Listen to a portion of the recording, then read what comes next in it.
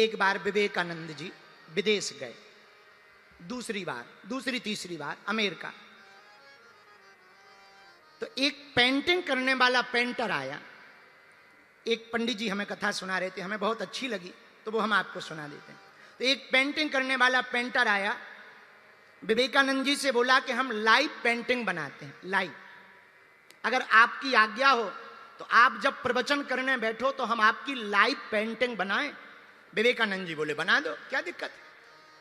तो वो कोने में बैठ गया, विवेकानंद जी प्रवचन करते रहे, उसने लाइव पेंटिंग बनाना शुरू की।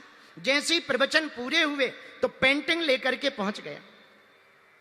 विवेकानंद जी ने देखा तो आंखों में आंसू आ गए।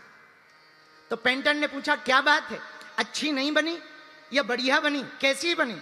विवेकानंद जी बोले अच्छी तो बनी, पर ये बताओ ये जो पीछे तुमने खड़े कर रखे हैं, एक कपड़ा डाले हुए, सफेद सा कपड़ा डाले हुए, यहां मंच पे तो वो कहीं नहीं दिख रहे हैं, और ये छोटी सी दाढ़ी दिख रही है, ये तुमने कैसे कैच किया, ये तुमने कैसे बनाया। बोले महाराज हमें क्या पता, जब आप कथा कर रहे थे तब ये जो सफेद सफेद दाढ़ी वाले हैं, सफेद कपड़ा पहने हुए हैं, ये आपके पीछे खड़े हुए थे, इसलिए हमने पेंटिंग बना दी। विवेकानंद जी की आंखों से आंसू बहने लगे। बोले क्या हुआ स्वामी जी। विवेकानंद जी बोले भैया कोई और नहीं, ये तो हमारे साक्षात गुरुदेव पूज्य श्री स्वामी रामकृष्ण परमहंस जी हैं।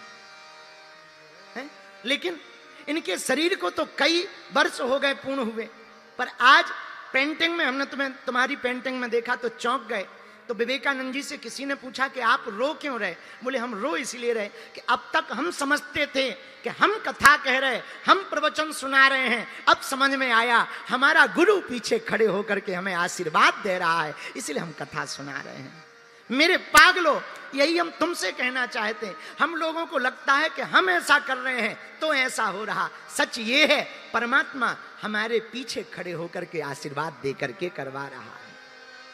पर इसी में यही बात है कि अगर हम खुद को माने कि हम ऐसा कर रहे हैं तो अभिमान आ जाएगा, पर अगर हम गुरुदेव भगवान और प्रभु के प्रति समर्पित हो जाएंगे तो स्वाभिमान आ जाएगा, और भगवान की कृपा पाने का यही रास्ता है। अपने गुरु के प्रति समर्पित हो जाओ, अपने आराध्य के प्रति समर्पित हो जाओ। अगर आप ठाकुर जी के प्रति समर्पित हो जाओगे तो भगवान को कृपा करनी ही पड़ेगी।